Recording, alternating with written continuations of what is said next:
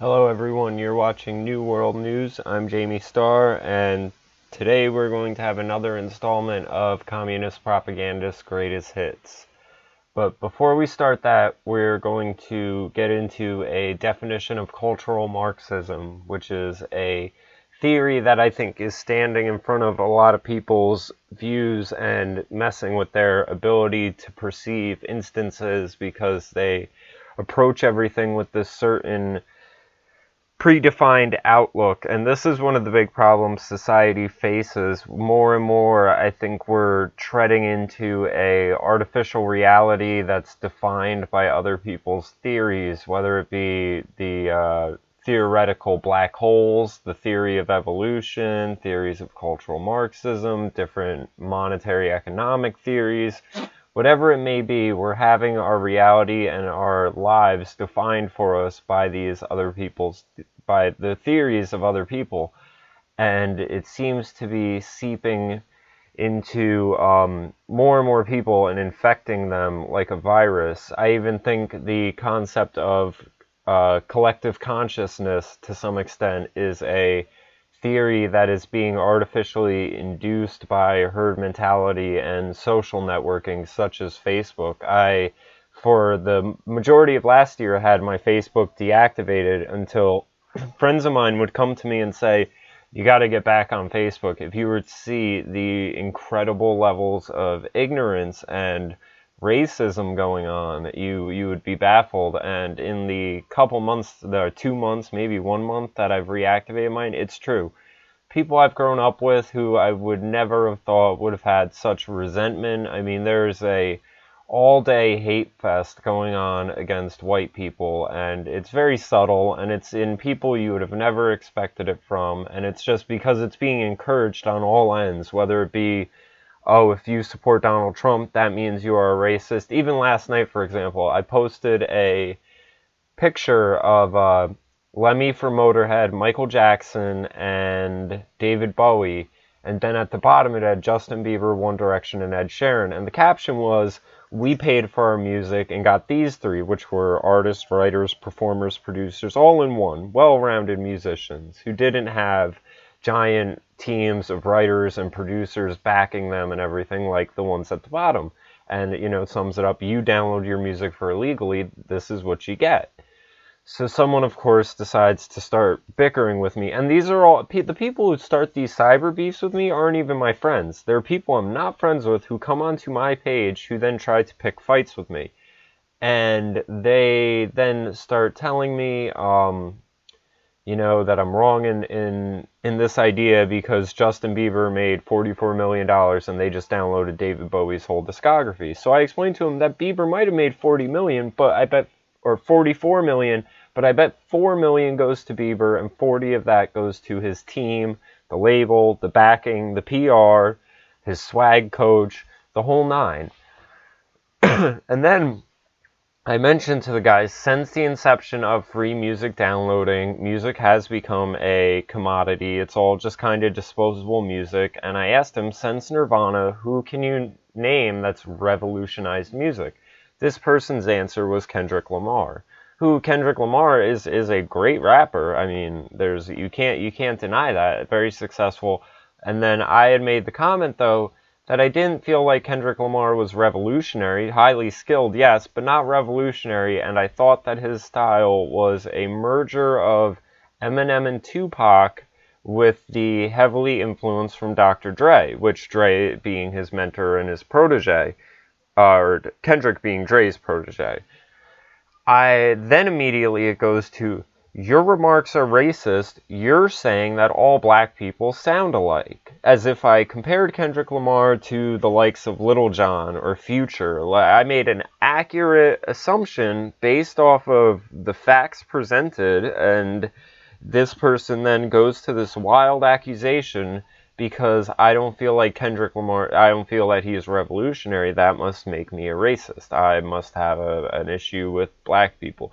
And this is the supply and demand of racists. Racists are in such high demand that you could say something that's a complete observation of the musical business and you will then be called a racist and condemned and everything else because they have to hunt for these racists. That's why they think when you're saying something. Another example earlier this week is I was talking about the Constitution, saying it has good foundings, good philosophies, and someone was telling me, yes, but when they said equality, they meant equality for everyone but black people. And you see this constantly where they have to do these games. Abortion means anti-woman, and immigration means anti-Mexican. Everything means something else. It's a double-speak mind control technique that it was talked about in 1984, where war is peace, love is hate. Everything's backwards, and these people are such egomaniacal narcissists that they think they're the only ones smart enough to understand the code you're speaking in, and instead they just turn around and put words in your mouth. They try to tell you that you mean this, and when you say this, you really mean this, and everything else. Like they have this sort of X-Men mind control ability to twist the English language, or they're the only ones smart enough to understand it. And quite frankly, I think all of these people need to be walked off a bridge at gunpoint. More and more, I see there's being no space to tolerate this sort of ignorance.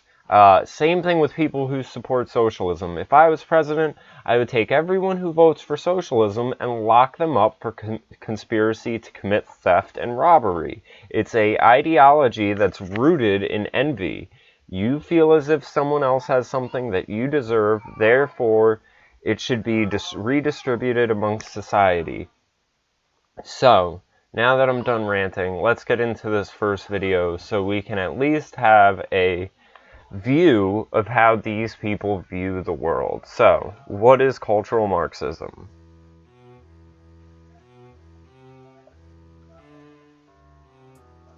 Let us begin with a very terse description. Cultural Marxism is a broad term which refers to the advocacy and application of critical theory, and more generally to the cultural, political, and academic influence of certain elements within the contemporary left. The roots of cultural Marxism are to be found in what is commonly known as the Frankfurt School. The term arose informally to describe the thinkers affiliated or merely associated with the Frankfurt Institute for Social Research at the Goethe University in Frankfurt, Germany during the interwar period. Critical of both capitalism and Soviet socialism, they sought to address the perceived shortcomings of classical Marxism in the pursuit of societal change. Their work came to be referred to as critical theory. Defining or categorizing critical theory is exceptionally difficult, for it pertains to a broad, almost disparate set of ideas, individuals, and approaches. The underlying and enduring aspect of critical theory, common to all its offshoots, nonetheless, is the creation of interdisciplinary theories that might serve as instruments of social transformation. During the 1960s, the Frankfurt School critical theory gained traction with some segments of the left-wing and leftist thought in both Europe and North America. Today, its influence is felt throughout Western academia, dominating the social sciences and humanities. Gender studies and whiteness studies being two such examples. One of the most influential critical theorists and an original member of the Frankfurt School was Herbert Marcuse. A cursory glance at any paragraph written by Marcuse will set alarm bells ringing for anyone even remotely familiar with the current culture of intolerance on college and university campuses. Consider the following passage from his 1965 essay, Repressive Tolerance. The small and powerless minorities which struggle against the false consciousness and its beneficiaries must be helped. Their continued existence is more important than the preservation of abused rights and liberties, which grant constitutional powers to those who oppress these minorities. Social justice, feminism, neo-progressivism, and post-colonialism, to name but a few, are all movements inspired by or born out of critical theory, and thus all come under the umbrella of cultural Marxism. Be it gender, sexual orientation, family, race, culture, or religion, every aspect of a person's identity is to be questioned, every norm or standard in society challenged and ideally altered in order to benefit supposedly oppressed groups. Classical Marxism saw class conflict as occurring between the bourgeoisie and the proletariat, between the haves and the have-nots. Cultural Marxism views such a conflict as existing between the oppressed and the oppressors, between those with privilege and those without it. The working class has been replaced by minorities. Majority groups are typically defined as privileged and oppressive, with minority groups accordingly labelled underprivileged and oppressed. Heterosexuals are oppressive. Cisgender people are oppressive. Whites are oppressive, especially white men. Christians are oppressive. Those that do not fit into these groups are thus considered oppressed. It stands to reason, therefore, that if heterosexuals are oppressors, the solution is to encourage other forms of sexuality. If whites are oppressors, the solution is racial diversity. If cisgender people are oppressors, the solution is to encourage transgenderism. If Christians are oppressors, the solution is to propagate Islam. Theodor Adorno, another original member of the Frankfurt School, wrote a book entitled The Authoritarian Personality, in which he defines parenthood, pride in one's family, Christianity, adherence to traditional gender roles and attitudes towards sex, and the love of one's own country as pathological phenomena. This tendency to pathologize opinions and life patterns, which are not in accordance with its own political ends, is characteristic of cultural Marxism. Differing views are thus described as irrational fears or phobias.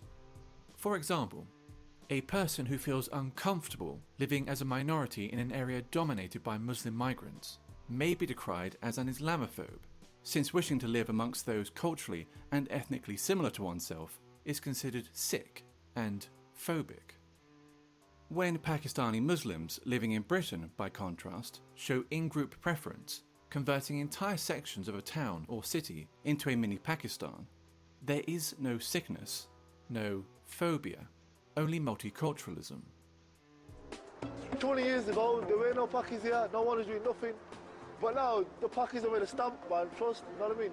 Now, think 20 years ahead, boy, fuck knows, man, this is going to be Pakistan. Or England, it's going to be Pakistan, man. They're all fucking shipping over. A popular and propagandist manifestation of cultural Marxism is political correctness, in which media channels and social scientists make it a mandatory exercise to do the following. Question common language. Illegal immigrants, for example, are to be referred to as undocumented migrants, while ethnic discrimination is referred to as affirmative action. Their ambition to define and redefine words can be seen as a means of controlling the discourse and altering cultural norms. Racism and sexism have been redefined as a product of prejudice plus power, which leads to such ridiculous statements as, "There's no such thing as sexism against men," and I, an ethnic minority woman, cannot be racist or sexist towards white men. Maintain an unwaveringly favourable view of groups which are marked as being oppressed. Islam is a religion of peace. Black Lives Matter is a peaceful, legitimate protest movement. Feminism is only about equality, and so forth. No deviation from the aforementioned narrative will be entertained, ever, nor will criticism. While communism, as Marx envisioned it, offered the resolution of class conflict in a utopian social system, all that cultural Marxism offers is a desolate form of eternal warfare between ever more narrowly defined groups of offended minorities. The only meaningful consequence that its wide application could possibly ever have is the marginalization of traditional European culture.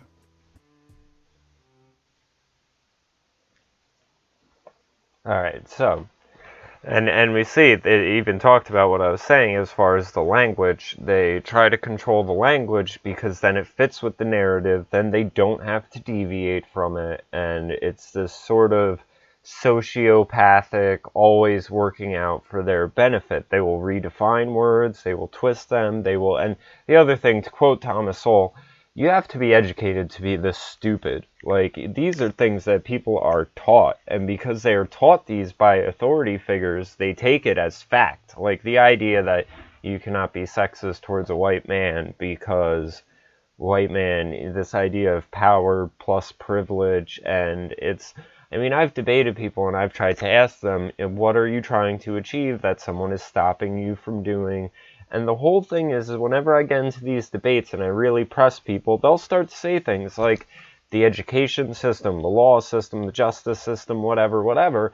And it's like, okay, but these are all the same systems that white people operate within too. So, and these are systems that white people have always thought are oppressive all through time. That's why America exists, because we're rebelling against the oppression of a monarchy. There's always been the haves and the have-nots. There's always been a tiny group in control trying to control the masses.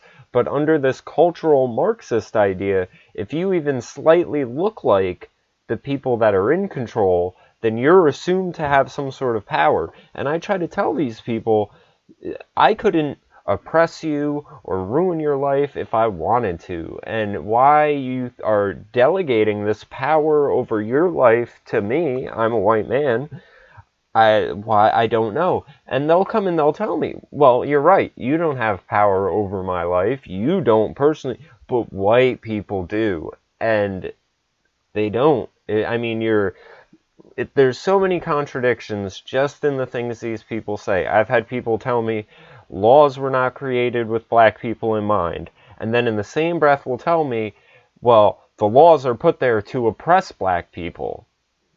So the laws that were created without them in mind are there for them to oppress them. Again, it doesn't make any sense, and they end up in these loops and just can't, because they're not thinking. They're reciting things they've been taught.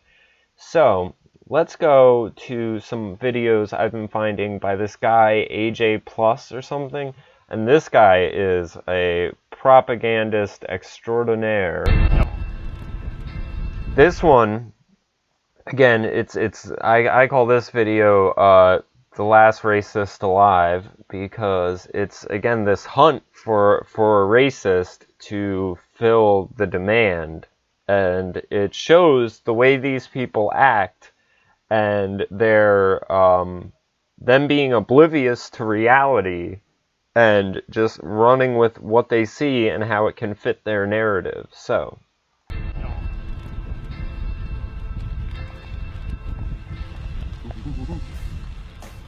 lazy monkeys.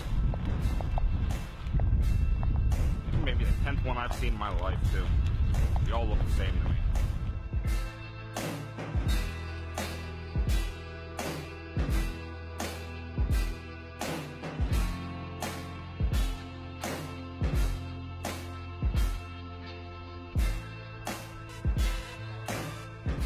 Alright, so now you have context.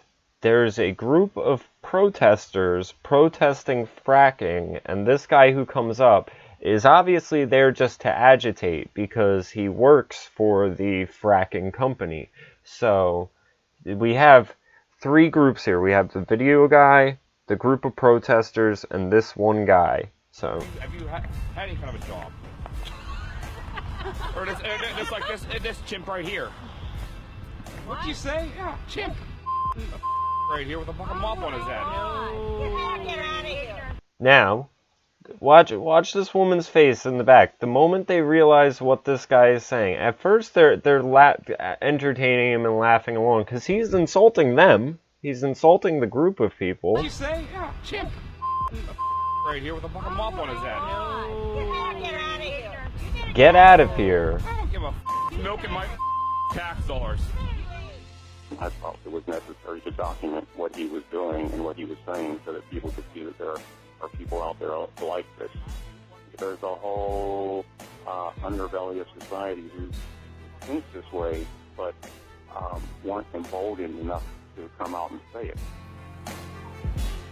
Now, notice how he says absolutely nothing about the large crowd of white people telling him to shut up, to get out of there, and finding what he says absolutely disgusting. Instead, he goes and takes the actions of this one person and says, this represents other people. There are more people out there like him, and everything. I mean, it's no different than a white person finding a black criminal and saying, look at this criminal. There are people out there like him. They're all alike. They all act this way. They all think this way. This is racism right here. Instead of dealing with the actions of the one individual, yes, what that guy said is overtly over the top racist. There's no debating that. But the problem is projecting it onto everyone else. The overinflating of it. I mean, you can see right here that the majority of white people do not tolerate this sort of ignorance amongst themselves. They immediately tell him to leave. They don't want people that stupid around them. And if we want to have a free country, we have to tolerate these sort of morons. And we have to hope that they end up isolated because people don't want to be around them, and that it eventually dies off. There's nothing you can do to break through this sort of ignorance. No amount of acts of kindness or anything can get through this. This is just ignorance on a astronomical level. But the idea of trying to project this onto society and larger groups is equally as ignorant. So the rest of the video goes through saying that the guy was fired from his company. He issued an apology, but the apology wasn't accepted.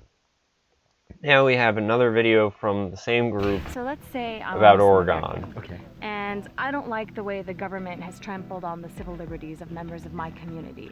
Should I then take a rifle and go occupy the Department of Homeland Security? All we're doing is protecting the livelihood of the people here. First thing, and I haven't looked into this too much because I know it's a mess and people are already doing things like this. But from what I've gathered, these men are occupying a abandoned building in the middle of a wildlife preserve. It's not like as if they grabbed guns and then decided to overtake a building that was operable. They are at an abandoned building, not the Department of Homeland Security. So it's again trying to draw a correlation for the sake of painting this a certain way and misconstruing a whole bunch of context. So we're walking onto ground zero of the occupation of armed men here at the Malheur National Wildlife Refuge. They've taken over these federal buildings. I'm told they're actually in there. So this is the control room of this militia standoff? Well, it's not a militia standoff. That's standoff. Well, it's not even really a standoff. A lot of people around the country are watching this, and they're looking at you guys and like, these white guys that came in with their weapons are Well, that's kind of racist, white guys. Well, they're pointing out. You're gonna point out if it was all black guys, would we say those black guys all Yeah, came they in? would No, say that, and they would say the No, federal response would be different. They No, would they say wouldn't. that. They would But not what do say you- that. I They would think not say that. the No, they would not conversation say is that because now they're profiling. A lot of people around the country. Bravo. And that's the thing, even when these idiot journalists are trying to get something to fuel their point of view, they can't, because people have caught on to it and they're too smart for it. And here's the problem, is that people are having a hard time coming together and identifying the problems that we can all as Americans fix, because they don't see themselves as all being Americans. They see white Americans, Black African Americans, Latino immigrant, citizen, worker, whatever, you know, the PC term is today, or Muslim Americans. They're putting that divide before the thing that commonly joins us all, and then it just fuels all of this bullshit. So Are looking at what's happening here and looking at the fact that there's really no law enforcement around here and the feds haven't come in, and they say that if this was a group of African Americans. Now this I don't believe, because I've heard multiple reports that the feds were there and that they've had snipers pointing at the building. So again, in the context of how long this is going on and everything like that, there's multiple claims that disagree with this, but we'll go with it for the sake of Americans protesting. And if it was a group of Muslim Americans, for example, the response has been and would be a lot more different, and it would be a lot more forceful. Well, my heart goes out to anyone who has violence perpetrated upon them, okay? And we welcome any support from any, from any community. Freedom has no color. It's colorblind. It belongs to all race, color, and creed. For myself, I worked hard with my own money to buy my ranch, okay? A lifetime dream to have my own, and it took a lot to get there. And so that's all we're doing is our own personal property, our own personal livelihood, our own personal lives. I understand, but let's say that's and so my personal. personal. If there's a Muslim in the same situation, or a Native American in the same thing, most certainly they should kindly and as gently as possible protect their own life, liberty, and property. Near the entrance, I spotted a familiar face. John Ritzheimer, the ex-Marine who organized an armed protest in front of a Phoenix mosque last year and who created a website selling anti-Islamic gear. And so I had to ask.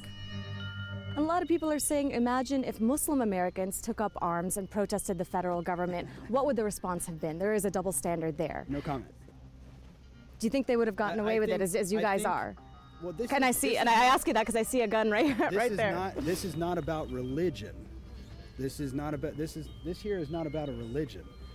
What is it about? So you're saying Muslim Americans? Well, what do we have here? All I see down in there is Americans. Yeah, this is you guys. But people are saying they're white Americans, and with that they have white privilege that they can get. She is saying white Americans. I mean, and that's the crazy thing is whenever these journalists are questioned on it, they'll be like, well, over here we see these white Americans. Well, how do you feel about the white Americans, Muslim Americans, blah, blah, blah. And then they'll go and say, well, people are saying that. No, you're perpetuating it. The morons. With certain things that people of color might not. We have people of color that have shown up here. Really? Yeah. John, we're talking about who owns the land, and yesterday, the Native American Paiute tribe who claimed this as their ancestral land. Honestly, they're saying you guys need to leave, and that this is their ancestral land that they were run off from and killed. What do you have to say about that? Do you acknowledge that? I'm open to dialogue about it and learn about it, but I'm not educated enough on that to. I haven't heard them. I haven't seen them. So. History. Invite them into the conversation. Bring it in. The plot thickens. So that was a failed attempt at them trying to paint some sort of racial bias onto a issue that has nothing to do with race. And the other thing they kept trying to make it about was the guns and saying, oh, well, if this was this sort of protest, how would it be? And them standing and occupying a abandoned building does not look like this. And that's the whole thing. You even had Time magazine come out with an article in defense of rioting. There's a difference between protest and riots, and as we saw in the first video, they'll call a riot a protest and try not to make the distinction between the two when one gets out of hand or one doesn't, and they will call a peaceful protest of people with guns, they were calling it Al-Qaeda, and basically equating it to terrorism when no one died, no one was having guns pointed at them, none of that going on whatsoever. And these people fail to realize that it's to create a check and balance. Like, when the cops show up at your door and start making demands, people follow their demands because they have guns. So the fact that these people have showed up with their guns, just carrying open, letting them know, hey, we have it, this, and that. It levels the playing field. It achieves equality. And it's mind-boggling that you have this one side of things that is the pro-equality, advocates equality, and everything like that, and claims the government oppresses them, and then wants to hand the monopoly of force and violence to the government. They want to completely offset the balance of equality when it comes to how one is able to protect themselves and stand up for themselves while claiming they're the champions of it. And it makes absolutely no sense. So here we have another video about when the flag situation was going on. The Negroes in this country, what do they want? They want people to come from Africa. The Mexicans want people, they stick up for their own kind. The Mexicans want more Mexicans here. It's that way. Very true. We're at Mother Emanuel Church. This tragedy has gone the country talking about racism, especially in the South. So we're going to take a road trip to where Dylan Roof grew up. And along the way, we're going to stop and ask folks, is the South more racist? Have you experienced any racism here as an African-American woman? No. Did you grow up in the South? I grew up in the South. I see a lot of things I didn't like. Real racism I didn't like. I didn't like people against one of a color of the skin. None of that I didn't like. I hate it. Maybe it's the heat that caused everybody to act the way they do. Recently, President Obama said that we need to start getting real about racism and stop being so polite. What do you think? He needs to be a president and lead this country and not get involved in these type of issues. Now that's a point I completely advocate, because I think we have seen the government get way too involved in what's known as social engineering and trying to influence the lives of its citizens. And you know, we've seen it. I mean, I've had black friends of mine even become advocates of segregation because they don't realize, they think, you know, yes, things were statistically better under segregation, but it's not because they were segregated as much as it was the introduction of the welfare state that has demolished the black community. But I don't think that's government's role. I think these people, and even these people who advocate for segregation, I tell them, if you want to, fine, but don't do it at gunpoint. You don't need the government to point a gun to everyone's heads and say, you people who look this way, you go over there. You ones, go over there. I mean, it's it's no different. It just is still trying to force an environment on people that they have not chose themselves. Like the person said in the beginning, Mexicans want other Mexicans to come to America, Africans want other Africans to come. Everyone likes being around people like them. It makes no difference, and sometimes people intermingle because they have different common grounds. You know, if I were to look at my group of friends, there's people of all different races, all different backgrounds, but the thing that the majority of us hold in common is we all love music. We're all musicians, so we're all able to work with each other on this common issue and common hobby, passion, whatever you want to call it. And these people are making these things so divisive. Earlier this week, I even, you know, someone commented on a thing about, oh, well, you know, David Bowie, rock music, MTV, they weren't playing black artists, which, again, is deplorable, awful on their part. But then, of course, comes up that rock and roll was stolen from black people. And I mean, Chuck Berry, they say, wrote the first rock songs, Johnny B. Good, which was about a white man in the South playing guitar. So there's this ongoing train of influence where, you know, okay, you can say that rock music was marketed and commercialized with white faces, sold to the white masses, yes.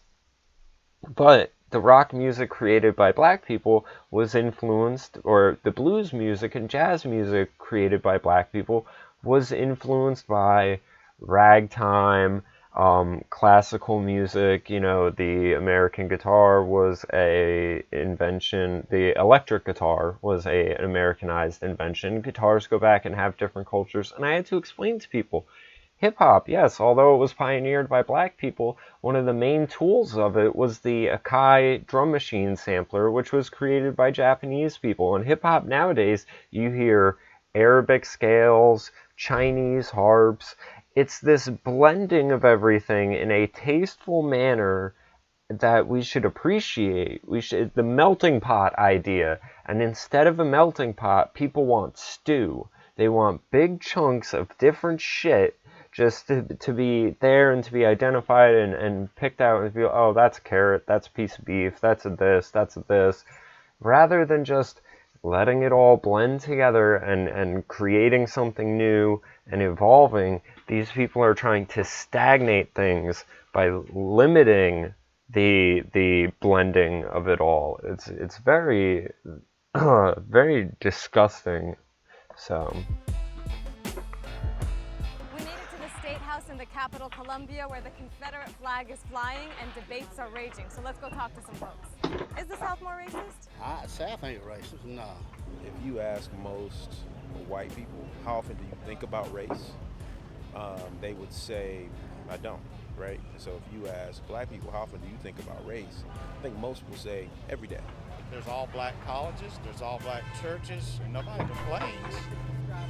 But if whites have all white college, all white church, they're racist. I think it comes from a history of the fact that they had to, because of segregation, they had to establish their own schools and churches. Yeah, African Americans. Well, that's true. And everybody got along good back then. Sorry, say that again. Just the segregation, everybody got along good.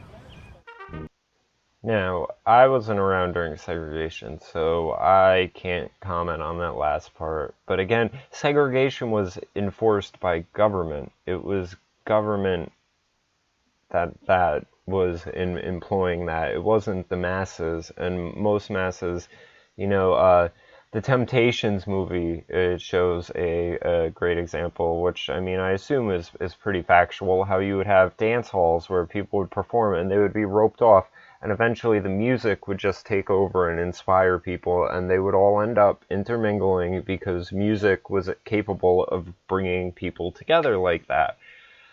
Her rationale, though, that there should be these all-black institutions because of something in the past, and it's like, oh, I can't wrap around having that sort of mindset where it's like, okay, there was this thing in the past that we're going to point to, and we're going to say it was deplorable, it was awful, it shouldn't have been done, and then when people point it out and say, well, it's still going on, they say, well, yeah, because when it was horrible, it happened then. So it's like this choosing to do something that you're claiming was oppressive, and it just doesn't make any sense to me.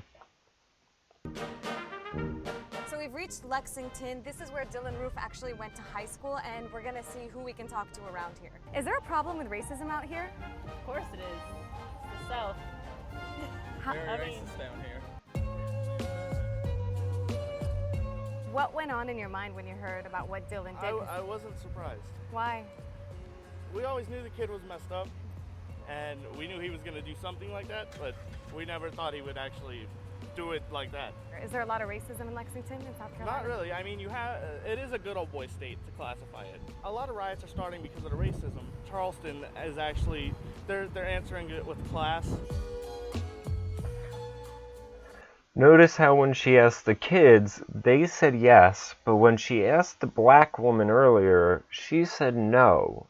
And she would be, and so you gotta ask yourself, why is it that younger white kids are saying there's racism, but the black woman who you would think would have experienced it, that's one of the things people say whenever you try to bring this up. They say, oh, well, you couldn't understand because you're white, you'll never be able to process it or see it.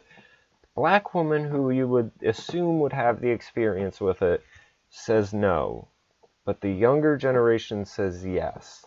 And that's because that black woman probably lived her life of 40 to 50, maybe 60 some odd years, and everything was fine. But now, because of these new concepts and cultural Marxism and the media propagating and blowing things out of proportion, we are creating a racist society. We are not automatically going to wake up one day and be in a post-racial society unless we work to that end. I think everybody wants to be kind, everyone wants to be nice, but underneath that, the waters run very deep. See, and that's it. That's, again, this mentality that even if someone's being nice to me or kind, I secretly know that they're racist. The fact of the matter is, it's not that deep. When people say equality, they mean equality. When people say oppression, they mean oppression. When I say I don't think Kendrick Lamar's revolutionary, I don't think Kendrick Lamar's revolutionary. It's not that deep. So, let's go to another video. And you know, these guys at AJ Plus, it's so crazy, because I'll tell you what, if I was trying to create a video series and I had these ends that I was trying to push across and justify, and all of my interviews kind of contradicted it, I don't think I'd put them out, because I think I'd be looked at like I'm an idiot trying to incite some shit, and that's exactly what they are. So, this is mind-boggling. Again, that people, I mean, look at the headline. Hijab professor could be fired by Christian college. I wonder why.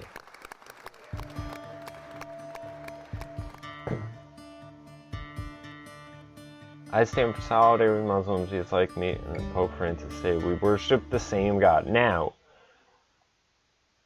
I don't know how aware, and this is the thing, if this woman's teaching at a Christian college, you would think she would know enough about the Bible that she would say the Bible says, I'm your only God, there shall be no other God but me, flat out, plain and simple. And this whole one world religion, you know, this is a new world order tactic of trying to merge all the religions and everything, as Pope Francis said. Well, Pope Francis is a fucking moron.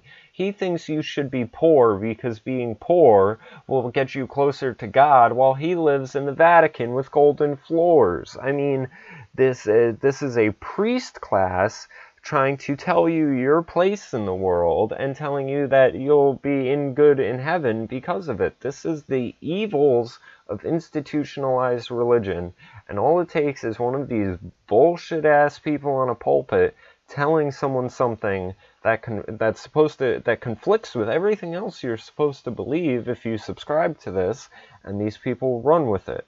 So, here we go. I am flummoxed and flabbergasted by the events of the last 2 weeks.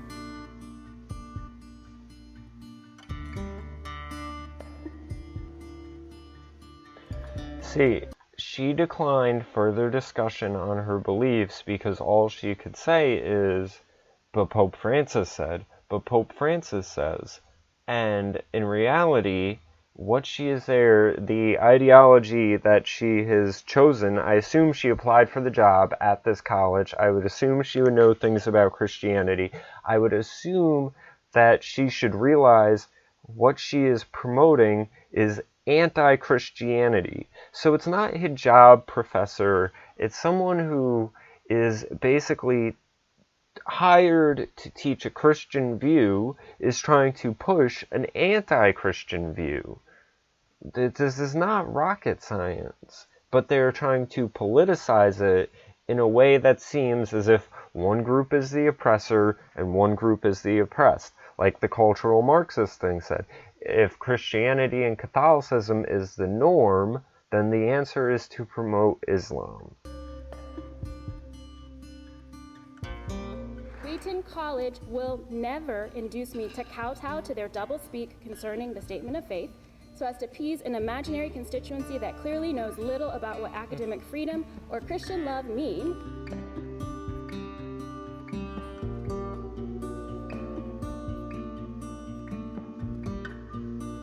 All humans, Muslims. Now, and this is another thing. She thinks she's going to better understand Muslim women by wrapping a scarf around her head.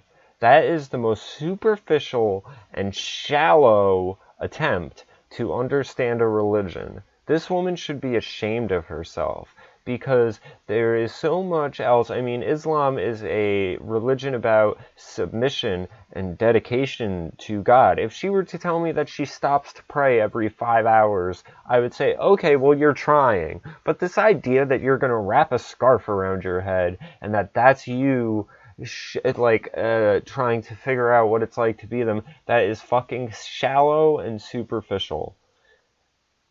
The vulnerable, the oppressed of any ilk, are all my sisters and brothers, and I am called by Jesus to walk with them in their oppression.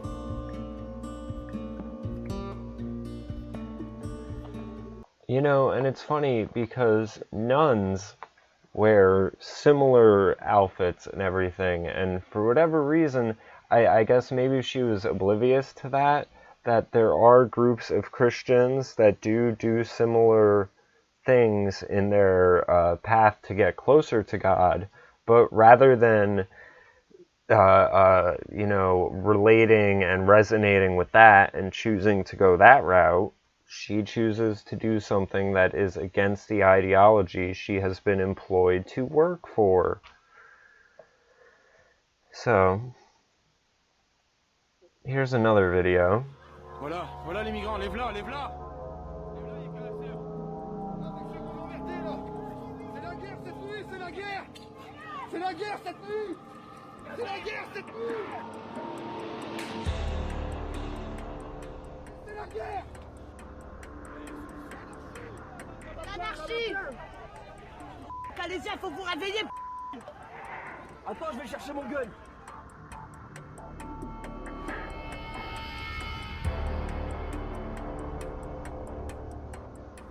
Ils vont essayer de casser mon pare-brise latéral, côté passagère. Voilà.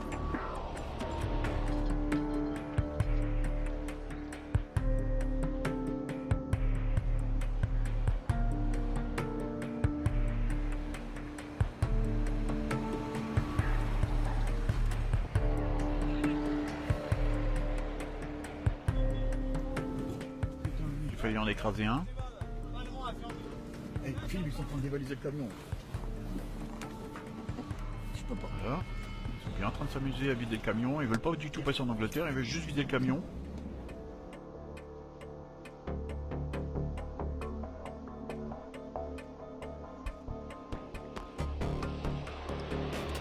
See, and this is the thing, they fled persecution at home to live in a world of fear. Well, I'll tell you what, there wouldn't be so much fear created if you weren't trying to illegally hop onto trucks to come in and robbing shipping cars and everything. I mean, again, these guys make themselves look like assholes because you have a video where the migrants are breaking windshields, robbing people, and everything like that, and then they try to sum it up as, well, the people who are afraid of these people are the wrong ones. Like, as if we're supposed to go and say, oh, well, because they're from this other country and they're poor, they should be, we should feel bad for them when they rob us. We should feel bad for them when they try to break our windshields and assault us. And we should feel bad when they do this because we're white, so we inherently have this, we are inherently oppressors, even though I'm sure that most of them are just carrying on about their business. They probably have a hard time managing their own fucking lives. And it's this crazy idea that's permeated through culture, where I saw a report in Texas where there was a man who was invading houses and robbing them and everything, and one of the women were questioned as to why she wouldn't file a police report, and she said that she wouldn't file a police report because that would ruin his life, and if he was stealing from people, it's obviously because he needed to. And this is the moral relativism and the destruction of society, where we can't even say wrong is wrong and right is right. I'm sure there are people that have come from Syria and have applied for a visa and have gone there and done it as per the process. And this is the whole thing, where I just wish, instead of it being a debate about legal or illegal, we just said, well, let's just abandon citizenship. Because then you wouldn't have this, okay, well, it's okay for some people, but not okay for others. Because what we're doing is, the people who are wanting to come legally generally have to get a work visa. They're generally going to contribute something to the larger society. And instead, we're opting for taking in large amounts of illegal people who are breaking laws the whole way across. I mean, we just saw the video of it, and we're saying, well, we choose them. We choose the problematic ones. And government wants this because government's existence is on the backs of problems. Government always will come and impose and say, oh, well, there's this problem, let us come and fix it for you. We got the idea, and it's generally a problem that they have helped create. It's called problem, reaction, solution. People want to complain about the police state and everything. We're going to have a bigger police state because of issues like this. This is asking for so many issues, and I don't see how these assholes at AJ Plus can go and make these videos where cars are being attacked, trucks are being robbed and looted, and then turn around and say, we should feel bad for these people. I mean, I would feel bad for them if you didn't just show a video of them robbing a truck.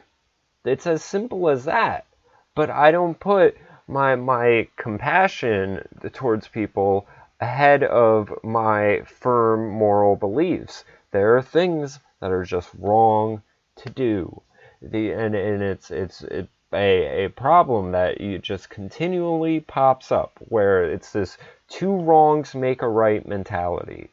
So, this has been my video on AJ Plus and their slew of bullshit and race-baiting, identity politics, cultural Marxist bullshit that they have been flooding the internet with. Overnight, I just started seeing tons of their videos popping up, and like I said, I wish all these people were marched off a cliff at gunpoint, because the world would be a much better, more peaceful place without people like this trying to take little personal individual issues and then try to convince people that they are widespread societal issues. People encounter different things. You should respect, appreciate, and admire individuals and the differences between us, rather than trying to homogenize everyone and basically create a Tower of Babel. That's what I see going on, because the more and more we research this, and we see it just out on sight, like the guy was telling me about Pakistan and England, these people have created ghettos where they live with their own kind. And they're not saying anything against that. They're not breaking up the ghettos and inserting other people in it. So we're having sections of people. It's the same thing, when blacks weren't allowed to read or write, we recognized it as keeping them as second-class citizens. Yet, we give Hispanics everything in Spanish, and we don't view that as treating them as second-class citizens. So it's a Tower of Babel scenario where the people can't even communicate around one another, while the government is saying, diversity, multiculturalism, you guys should all be standing together, holding hands, singing Kumbaya, when they've created the situation where you can't even say hi, hello, how are you doing to other people, and the backgrounds are just so different that it's not melting, it's not creating a melting pot effect. It is like a stew. It is like a Tower of Babel where people are being told to occupy the same space, they have nothing in common, and they can't even communicate properly with one another or get along on simple issues, and then you have this divisiveness of cultural Marxism where they're saying that whatever is the norm for this area, whatever most people view, whatever most people are doing is automatically oppressive. It's basically the idea, and it's seen in economics nowadays, where if you have one person with $10 and another person with $5, it's assumed the person with 10 screwed over the other guy somehow to get that money. Everyone sees things this way, where they assume whoever has money at this point is doing something wrong. And it's, again, this weird admiration for being poor and trying to take people down. And that's all these people going on about equality, we need to achieve equality. They don't realize that they are not fighting to uplift people, they are fighting to drag everyone down to their level. So we should really try to point this out and to explain to them, life isn't fair, there's no way that you can establish equality like that unless if you are establishing everyone to be poor, and you just can't do it. The only times it's ever been done, it always includes a giant police state. It always takes a ton of force and guns being pointed at people's heads because you're essentially telling everyone you have to be happy with less. And we see that climate change and the UN's agendas with climate change are focused towards this, where Obama goes over to Africa and tells Africans, you can't have air conditioners, you can't have cars because it's going to give off too much CO2. So, again, the same people talking about how, white people are so oppressive and everything like that are going to then go and turn around and tell Africa, oh, well, you have to stay in a third world state because if you change that, you're going to hurt Mother Nature, and we can't have that happen. I mean, this is such insane hypocrisy through and through that it's just nauseating. And I'm at a loss for words. While simultaneously I could go on about the insane, just the insanity of it all. So I'm just going to end this one here. This has been Jamie Starr. You're watching New World News. I hope you enjoyed.